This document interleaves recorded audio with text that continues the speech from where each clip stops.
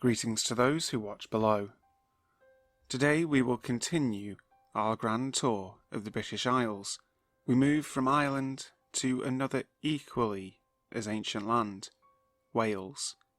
But before we get to the stories, I'd like to say a big thank you to Aztec Priest, Lisa Watts, Jess Black-Curtin, Wicked Witch, Steffi Ray, Go City Shelton, and Lefty Kim for being those who dwell below, an exclusive channel membership that gets them shout-outs at the start of every video.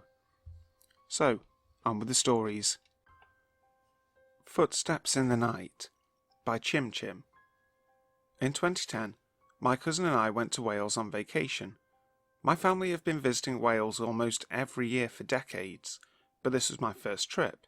Whenever they go, my family always pays a visit to St David's in southwest Wales, and they stay in a holiday cottage, which is where we stayed this time too. The cottage is around 500 years old, and is said to be one of the oldest buildings in St David's.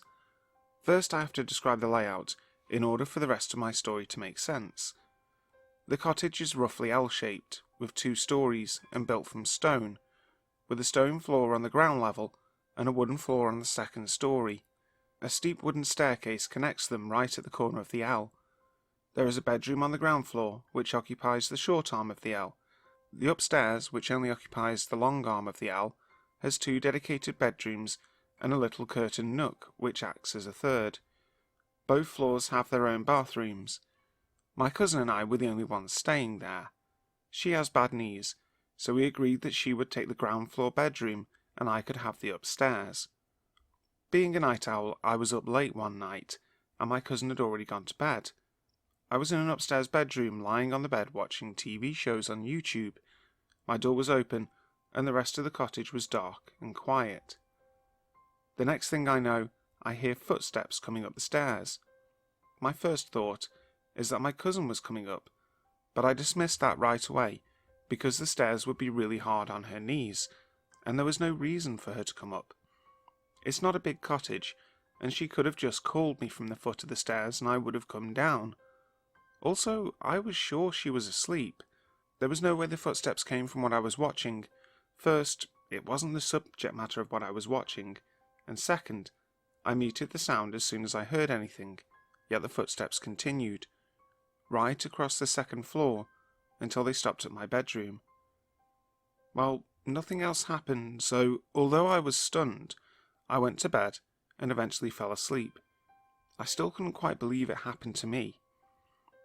The next morning I asked my cousin if she had come upstairs in the night. She said no, she hadn't, and why'd I asked.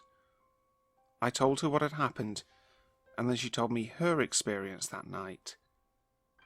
Lying in bed, in that state between waking and sleeping, she said she saw a man standing in the doorway of her bedroom. She described him as shortish and hobbity looking, wearing old-fashioned clothes. He spoke to her in Welsh, but the only part she could remember sounded like tea. She had chalked it up as a dream, even though she knew she hadn't been fully asleep, until I told her my story. Later that day, we were about to leave the cottage, when we found the keys weren't hanging on their hook by the door. That was weird, because we had always left them there. We checked our pockets. We checked every room.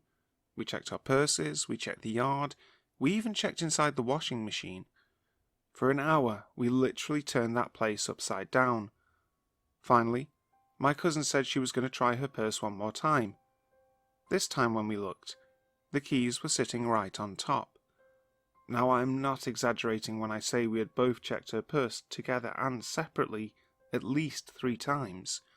Not only were the keys not there, but if they had been there, we would have had to go past them to get deeper into the bag. They simply had not been in the purse 2 minutes before. Ha, very funny, we told the ghost, but please don't do that again. Thankfully, the ghost was very obliging, and didn't pester us any more. The Curse of Nant Gwrtheyrn. In the valley of Nant Gwrtheyrn stood a deserted village, whose people were cursed because of their disrespect for Christian beliefs. The village of Nant, after standing abandoned for many years, has now been renovated for use as a centre for learning the Welsh language. Overlooking the sea on the Llyn Peninsula, this was once a thriving fishing community. Its people tended to keep themselves to themselves and were not fond of outside interference. So, the chieftain, who was strictly pagan in his religious convictions, was not very impressed when 3 monks from the Church of St. Bueno approached the village. When they began lecturing about Christian scriptures, the chief became even less impressed. Angry is perhaps a better word. So he ordered that the monks be driven from the village. Supervising the operation himself, he and the villagers stoned the monks until they had retreated to a position of safety. Reaching the head of the valley, the holy men looked back at poor Nant and issued religious damnation against the ungodly villagers.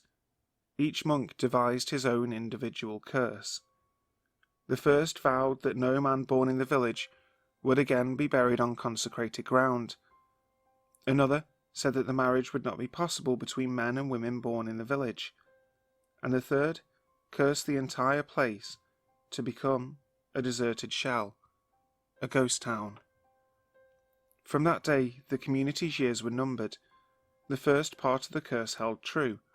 All the men who died did so from drowning while fishing at sea, and their bodies were never recovered. The young women of the village, fearful of the curse, always left the village to seek a husband from other valleys. Young men brought in their brides from other areas. But some years later, when the village had last converted to Christianity, 2 young lovers, both born there, decided to marry despite the curse. On the wedding day, it was customary for the bride to behave bashfully and conceal herself. It was the groom's duty to seek out her hiding place and carry her to the church. The groom was confident. He had on his best clothes and had discussed the various hiding places available to his sweetheart. But when he tried to find her, he failed. For an hour he searched, but to no avail. The whole village, now fearing misfortune, turned out to help the young man. They searched high and low, calling out the bride's name loudly. They went through all the houses and buildings, looked behind every tree in the surrounding woods, and eventually to the cliffs overlooking the sea. But there was no trace of the girl. The groom was broken-hearted. His sweetheart had given him a small pup the previous day. He continued searching through the night, carrying the puppy in his arms. At dawn, the whole village turned out again. They searched every place twice, then a third time, until nightfall once more prevented them. Again the young man continued through the night, the pup still whining in his arms. For the third day, searching continued, until at last the wise men of the village concluded that the girl had probably fallen from the cliffs, and her body had been swept out to sea. Sadly, the villagers accepted this theory, and so the search was called off, except for the young man, who paced to and fro on the edge of the cliffs, pitifully calling out the name of his bride. Nights passed, mornings dawned, and for days the villagers watched him growing thinner and thinner. He no longer shouted, and his eyes stared out to sea, as though he was blind to everything else. 2 villagers decided to try and reason with the young man. On approaching him, they discovered the pup he was holding had died. Dragging the body from him, they threw it into the sea, which proved too much from the demented young man, who jumped after it. He was never seen again. Some years later, the village woodsman was felling a tree that had been struck by lightning. After some sawing, he discovered it to be hollow, and inside, to his horror, he found a skeleton. It was a small person, the stature of a young girl, and she had been wearing a wedding dress when she died, and her skull sprouted long golden hair. The poor girl had climbed the tree to hide in its branches. She had probably been giggling in happy anticipation of the day ahead. Then she had fallen into the hollow, where her ankle became trapped. For days she called out, pleading for the help which never came, until she eventually died of thirst and starvation. Her remains were placed in a coffin, and a funeral procession set off for St. Bueno's church. It never got there. On the way, the horse-drawn cart lost a wheel, and the coffin slid off, falling over a cliff onto the rocks, where it was smashed to matchwood. The bride's bones were washed out to sea. Not long into the 20th century, the third curse came true. The village became deserted.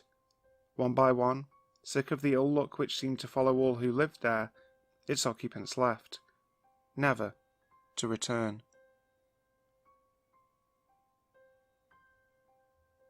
The Ghost Lady That Hated Men by John Craig Seven. Back in June of 2004, I had a girlfriend that lived in Llandrydnod, Wales, that I visited quite often. The house was an old Tudor building, 3 floors, very tall with high ceilings. On my first visit there, I felt very cold, but I put it down to the house being very old, with old-fashioned windows. What that night had in store for me was unbelievable. There was me, my girlfriend at the time, her sister Hannah, and Jacques, who was Hannah's boyfriend. We all decided to stay up all night. It didn't work. We got tired and retired to our rooms respectively. With it being my first time there, I had to share the bedroom with Jacques, top floor, where most of the paranormal seemed to happen. All 3 tried to scare me with stories that night, but I wasn't really a believer. Jacques fell asleep, but I couldn't. Something was bugging me. I couldn't sleep, and kept hearing noises. I opened my eyes to a white mist, something that made me think I was dreaming. I started calling Jacques to wake him up, but got no reply. I got out of bed and shook him until he did wake up, and we didn't have a clue what was going on. We both ran out of the room and down the stairs to the first floor, to where Hannah and Amy were sleeping.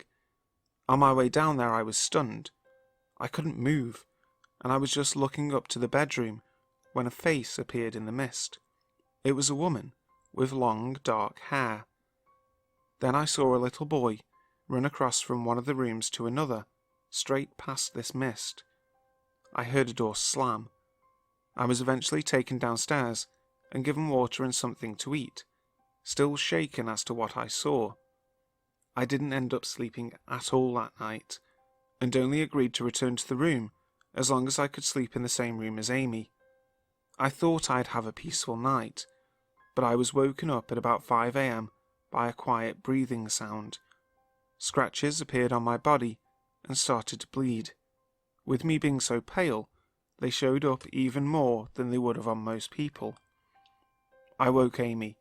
Everybody else was woken up, and we all went downstairs and sat around the kitchen table. Jacques told me he had been in the same situation before in the house. We decided to check out the history of the place, and it turned out to be an old whorehouse. A lesbian woman had lived there that preyed on innocent men. It turned out she would take them upstairs and kill them, with them thinking that they would be getting something else entirely. Then she would take their money and dispose of the bodies. She did this to 7 men. One night, a man that she attempted to kill turned nasty and beat her so badly that she died from her injuries. It turned out this man was a policeman at the time. Ever since this incident, men see things in this house and get horrible feelings when they're inside. From the outside, the house looks cold. Inside it is very comfortable, unless you're a man. Then you'll know all about it. This was the worst experience of my life. I have never been so scared. Why she targeted me over Jacques, I don't know. But one thing is for sure, I won't be going back there.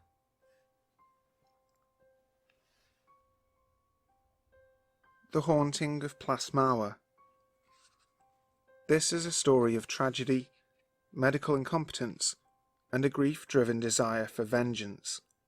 Plas Mawr, the site of the story, stands a few yards down the high street from Lancaster Square in the centre of Conwy, Gwynedd. The Elizabethan townhouse was built by a certain Robert Wynne between 1577 and 1580. The building has an unusual feature. It boasts exactly 365 windows and its watchtower 52 steps, the number of days and weeks in the year. Steeped in history, Plas Mawr is considered an architectural masterpiece and is famed for its highly decorative mouldings in plaster. The house is more popularly known for being haunted, an apparition has been seen in the lantern room, and strange noises are heard in and around the house, especially during winter months. To get to the story of this haunting, we must travel back to a cold winter's night in the 16th century. The master of the house, Sir Robert Wynne, was expected home after a long absence fighting in the wars. His pregnant wife and 3-year-old son were eagerly looking forward to his return, and for the latter part of the day had kept vigil from the top of the watchtower. The hours passed, and it grew dark. There was still no sign of Sir Robert. Disappointed though she was, Lady Wynne decided it was far too cold to remain in the tower, so she led her little boy slowly down the steps. It was here that tragedy struck. Missing her footing in the gloom, the heavily pregnant woman fell headlong, dragging her son with her, so that they both tumbled heavily to the foot of the stairs. On hearing this commotion, a maidservant rushed to the scene to find her mistress and the young boy lying injured. She acted quickly. With the help of the other servants, she moved the pair to the lantern room and sent word to summon the local doctor. There was a knock at the door a few minutes later, but instead of the usual physician, a young stranger had arrived. He explained that the family doctor was away attending to another patient and wouldn't be available for at least another hour, perhaps longer. In the meantime, the young man explained that his name was Dr. Dick, and he would do what he could until his senior arrived. He was immediately taken to the lantern room, and there, by lamplight, he made his initial examination. To the servant's dismay, the young doctor grew very troubled. He explained that both the woman and child were in a very poor condition, and beyond his own limited abilities. He suggested that another messenger be sent to find the more experienced doctor and urge him to come to Plas Mawr immediately. The servants complied, but collectively refused to allow Dr. Dick to leave. Insisting that he do something for the injured pair, they locked him in the lantern room. The servants waited outside, praying for the arrival of the older doctor. They waited and waited. Many hours passed, and a feeling of dread certainty settled on the household. Then, suddenly, there was a furious hammering at the main door.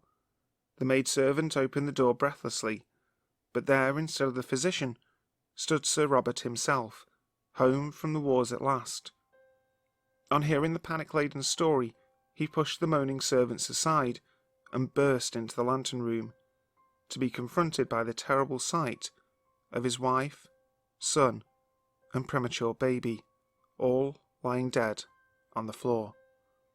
Mad with grief and rage, he scoured the shadows for Dr. Dick, but the young man had disappeared. Amid much weeping and howling from them, the stricken knight ushered his servants out, and vowed that he would not leave the room until he found the doctor. He locked himself in. For the rest of the night, he was heard issuing curses and oaths and demands that the doctor reveal himself. Outside, the servants listened, shivering with misery and jumping from fright at the loud outbursts from within the room. Finally, at daybreak, silence had descended. Some of the servants gathered at the door, and using a spare key, opened it to see what had become of their master. There on the floor, next to his family, lay Sir Robert Wynne. He had taken his own life by plunging a dagger into his throat. Dr. Dick was never seen again. It is said that the terrified young man tried to escape by climbing up the chimney. There, he may have accidentally discovered one of the many passages and hiding places in the walls of Plas Mawr. Lost in the darkness, he may have suffocated by inhaling smoke from the hearth fires that would have been burning during winter. And what of the messenger who was sent for the older doctor? It appears he turned up many years later, an old man by that time. He explained that on the way to summon the physician, he had been unfortunate enough to be press-ganged by sailors, and until now had been sailing the seas. He was most upset when told of the young family's demise. As for Plas Mawr, strange occurrences have been reported from time to time there ever since. Dr. Dick's bones, blackened with soot, are said to remain somewhere within the house, and Robert Wynn's ghost, still seeking vengeance, haunts the lantern room.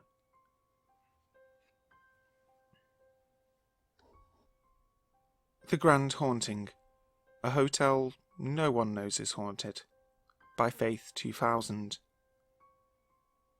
Me and my boyfriend Kieran had been together for 4 years and decided to stay at a hotel for our anniversary on the 16th of April 2019, since we never get time alone. We stayed at a place in Swansea called the Grand Hotel. When we got there, everything seemed fine, and we were allocated room 212. The first night was fine, and nothing seemed out of place. We were having a great time and everything was happy. That was until things started to get weird. Things in the bathroom seemed to be moving places. At first I assumed it was the maids who had moved things while attending to the room. Things kept moving, and I started to realise they were even moving after the maids had been. Already creeped out by the whole thing, I decided to tell my non-believer boyfriend all about it. He insisted that he hadn't moved anything, and when he asked me what had moved, I explained how the glasses had turned the other way around, and how both of our toothbrushes had been moved multiple times after me putting them back. Along with this, my bag with all my toiletries in it had moved. My boyfriend thought that maybe I just hadn't remembered where I put the stuff. I knew this wasn't the case, as I can be very OCD over my things and the exact place they must go. Things continued to move, until one night while my boyfriend was asleep, I saw a face. It was near the door of the bathroom, but it was too dark to make out. I thought it was the face of a woman watching me. I was petrified, and woke my boyfriend, who just hugged me and told me to go to sleep without opening his eyes. When I looked back, the face was gone. I eventually went to sleep. On about the 5th night, me and my boyfriend had an argument before bed, and I was ignoring him when I fell asleep. I was so mad, furious even. The argument wasn't even serious, but I was so mad I went into the bathroom, because I couldn't stand being in the bed with him. I looked into the mirror, and I was suddenly filled with thoughts I had never had before. I thought, imagine how bad he would feel if I hung myself right here. After a couple of hours of sitting on the bath looking at my reflection, I finally convinced myself to go back to bed. When I returned, my boyfriend apologised, in his sleep I may add, and all of my angry thoughts disappeared. The next morning, the keycard for our door stopped working. We had to go to the hotel reception to fix the card. However, it turned out that it was the electronic lock that was broken, so we had to move to a different room. The room we moved to was only a couple of rooms down, but nothing happened in that room. It was completely normal. When I got home, I researched the hotel to see if anyone had died. The only death I found was a woman in 2016 who had gone to the hotel with her girlfriend. She and her girlfriend had argued, and she was found to have hung herself in the bathroom in her room. I had never heard of the incident before, and was shocked to actually find something. The room number wasn't stated, and there was no information on anyone saying about the hotel being haunted. However, when I saw the picture of the woman, I swear that it was the face I had seen by the bathroom door. I like to believe that she wanted to share with me how she felt, how angry, how upset, and how determined she was. I sympathise with this young woman, and hope she may rest in peace someday. Hi guys, thank you so much for listening to today's video. I really hope you enjoyed it. We're going to carry on with our tour around the British Isles, with Scotland and England still to come. If you liked the video, make sure to leave a like and subscribe to the channel if you haven't already. So, as the Welsh would say, Tan ni tro nesaf, Cysgen Din.